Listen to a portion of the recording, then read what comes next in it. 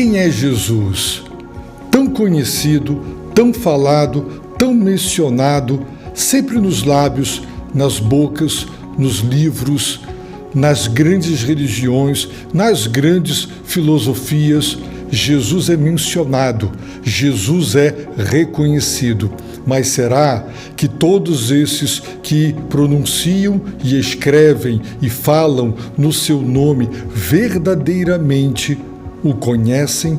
Conhecer Jesus é fundamental.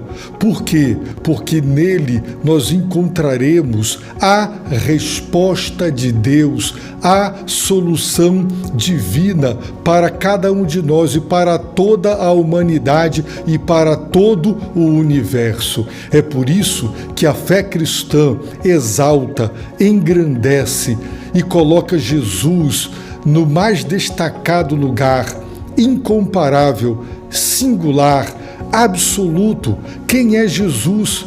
Temos aprendido que o Evangelho de João nos dá respostas e nós faremos uma busca do ensino do quarto Evangelho para encontrar as respostas para esta pergunta que está norteando o nosso estudo. Quem é Jesus? Graças a Deus pelo quarto Evangelho, que nos dá respostas profundas sobre quem é Jesus de Nazaré. Aprendemos com João que Jesus é eterno, aprendemos com João no seu Evangelho que Jesus é uma pessoa distinta da pessoa de Deus o Pai, aprendemos com João que Jesus é divino, tão divino quanto Deus o Pai. Sabe por quê?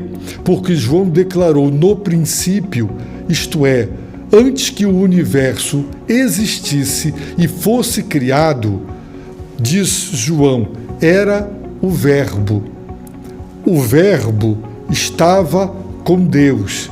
O Verbo era Deus. Para fins de ênfase e não de redundância, João declara ele, para deixar claro mais uma vez que o Verbo é uma pessoa distinta da pessoa de Deus, o Pai. E o Verbo estava no princípio com Deus, para deixar claro a intimidade, o relacionamento afetuoso, de amor, de comunhão profundo entre Deus o Pai, entre Deus o Filho. O apóstolo prosseguiu também nos ensinando que Jesus é o mediador. Por quê? Jesus é o agente divino na criação, é o executivo. Por quê? Porque Deus, o Pai, criou todas as coisas e Ele criou todas as coisas por intermédio dele, por intermédio através de Jesus. Por isso ele é o mediador da criação, o agente divino na criação. Sim, o executivo de Deus na concretização do plano eterno de criação. Sem ele, nada do que foi feito e tudo foi feito. Sem ele, nada existiria. Devemos a Deus o Pai e a Deus o Filho a existência de tudo e de todas as coisas. Quem é Jesus? João agora nos ensinará que Jesus é a fonte última e derradeira da vida. Toda a vida que há nesse universo, tudo o que é vivo, foi criado por ele. Ele é a fonte inesgotável da vida. Segundo o livro de Gênesis, Deus formou, criou o corpo humano do pó da terra e ele soprou o fôlego da vida. Ele é a fonte, ele é a origem. A vida brota, procede, deriva dele. Toda a vida, todo ser vivo, tudo que é vivo tem nele a fonte da vida. Não apenas a fonte da vida biológica, da vida como um todo, mas a vida eterna, a vida espiritual, a nova vida, a vida da ressurreição.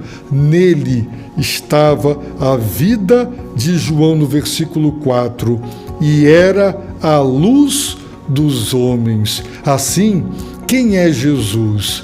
Jesus é a fonte da vida. Está escrito no Evangelho de João, uma declaração de Jesus, assim: pois assim como o Pai tem vida em si mesmo, assim também concedeu ao Filho ter vida em si mesmo. Por isso João diz: nele, no Verbo, em Jesus, nele, em seu ser, disse João com todas as letras, estava nele, porque tanto quanto Deus o Pai tem vida em si, ele também tem. Jesus não foi criado, ele é eterno.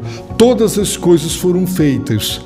Ele é eterno. O Verbo era, o Verbo estava com Deus, o Verbo é eterno, o Verbo é divino. A vida estava nele. Toda a vida tem nele sua fonte.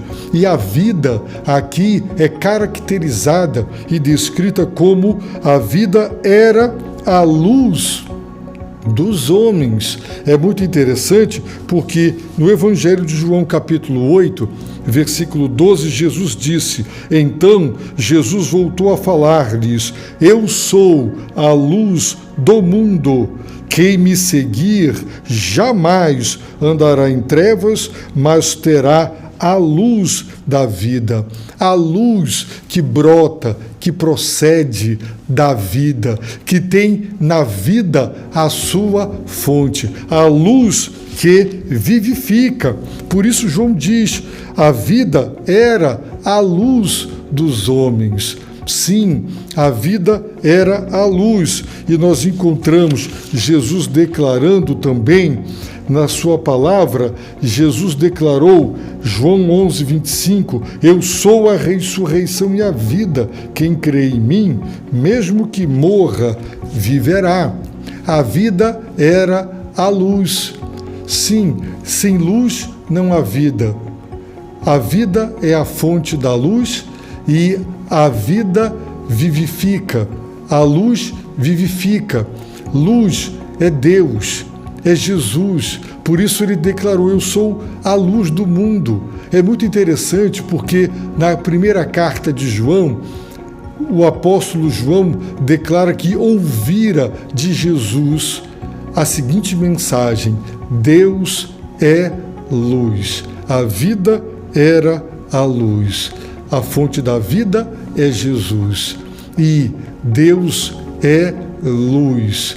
Luz simboliza a bondade, simboliza a verdade, a revelação que ilumina, que esclarece, que tira da escuridão, da perdição.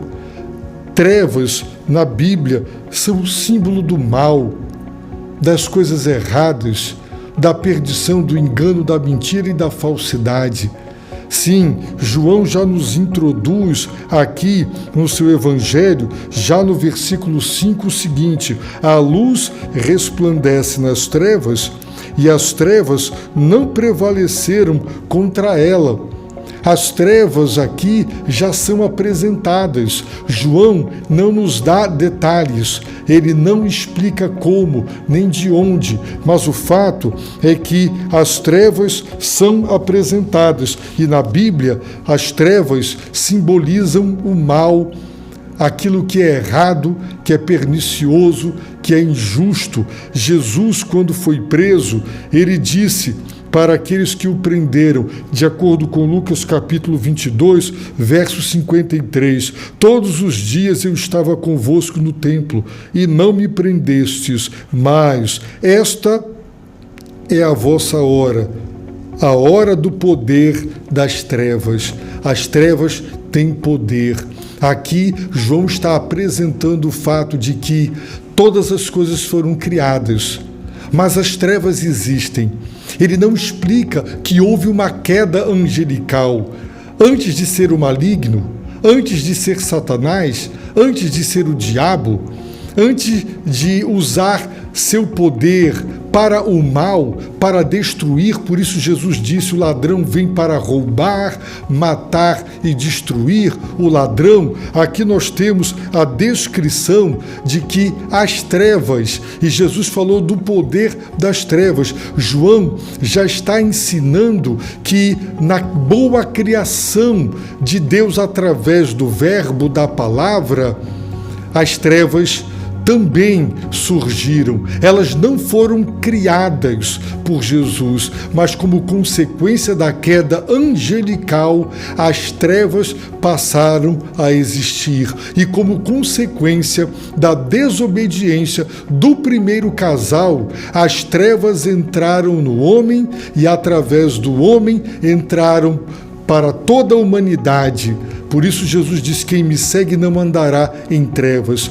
Quem não segue a Cristo está vivendo em trevas, na mentira, no engano, na falsidade. É muito interessante que no capítulo 3 do Evangelho de João, um dos capítulos mais lidos e conhecidos da palavra de Deus, nos é dito o seguinte: e o julgamento é este: a luz veio ao mundo, e os homens amaram as trevas em lugar da luz, pois suas obras eram más. Observem que as trevas aqui foram amadas ao invés da luz. Os homens, como consequência do seu coração em trevas e entenebrecido, amam as trevas, porque suas obras são más e não se aproximam da luz. E odeiam a luz, disse Jesus no capítulo 3 de João. A luz resplandece nas trevas. A luz brilha constante e ininterruptamente.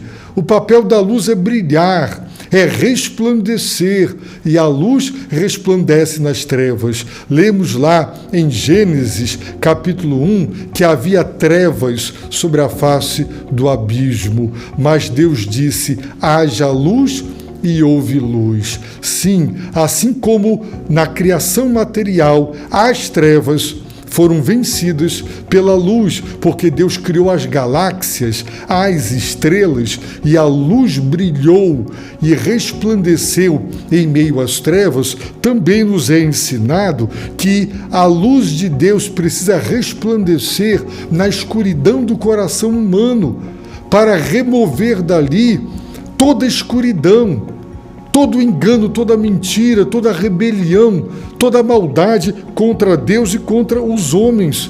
E João, ao introduzir já no início do seu evangelho as trevas, sem dar maiores explicações, mas à medida que lemos o quarto evangelho, ficará claro que as trevas são lideradas pelo diabo, pelos seus demônios e por todos aqueles que não querem andar com Cristo, nem servir a Cristo, nem seguir a Cristo, para, por intermédio dele, se reconciliarem com Deus. João diz que as trevas não prevaleceram contra a luz, deixando claro que não apenas as trevas existem, mas que elas existem em confronto, em ódio violento, cruel, hediondo, tentando apagar a luz.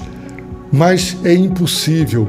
Paulo diz que se a luz do Evangelho da glória de Cristo ainda não brilhou em todos os corações, é porque o Deus desse século cegou o entendimento dos incrédulos, para que eles não vejam a luz do Evangelho, vejam as trevas trabalhando, operando, cegando o entendimento, cegando o coração, para que as pessoas permaneçam nas trevas, na morte. Ora, a vida era a luz, então a morte são as trevas.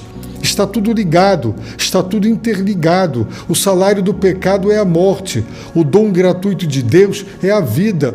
Vida é luz. As trevas lutam contra a luz para apagá-la, mas Deus é luz. Jesus disse: eu sou a luz do mundo. Jamais as trevas, com todo o seu poder, serão capazes de apagar a luz de Deus, porque Deus é eterno, a vitória final é de Deus. Nunca houve em momento algum derrota para Deus. A derrota é para os homens que deram ouvidos para as trevas, porque o ladrão, que representa as trevas, o mal, veio para matar, para roubar e para destruir, mas Jesus disse: eu vim para que tenham vida, eu sou a fonte da vida, a vida estava nele, a vida é a luz dos homens. Quem me segue não andará em trevas, mas terá a luz que vivifica, a luz que brota, que procede e que deriva da vida. Assim, queridos, a única chance que temos de vencer as trevas, o mal, o poder das trevas mencionados por Jesus, é crendo na luz, andando na luz, buscando a luz, aproximando-se da luz, amando a luz, amando Jesus, amando a Deus. João introduz no início do seu evangelho esse conflito das trevas para vencer a luz, do mal para vencer o bem e do mal satânico e pecaminoso humano contra Jesus Cristo.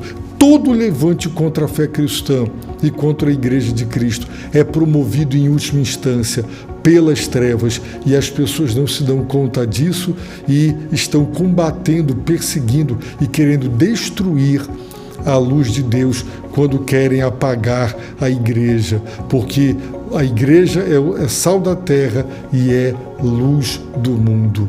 Se você quer vencer as trevas, então fique do lado da luz, porque a luz resplandece nas trevas, as trevas não resplandecem. A luz é a luz da vida, nele estava a vida. Quem é Jesus? A fonte da vida que ilumina para esclarecer, libertar e contar e revelar a verdade. Luz que é vida. Eu oro para que Deus te abençoe rica e abundantemente.